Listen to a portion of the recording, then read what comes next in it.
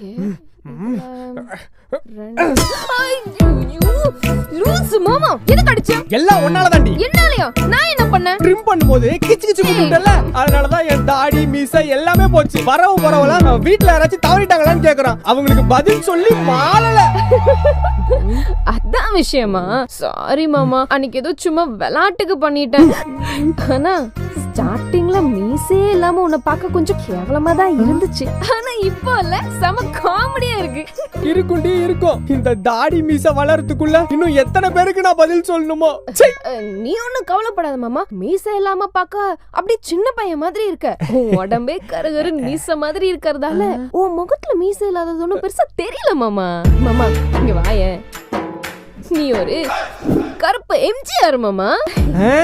அப்ப நீ யாரு? சரோஜா தேவியா? சரோஜா தேவி?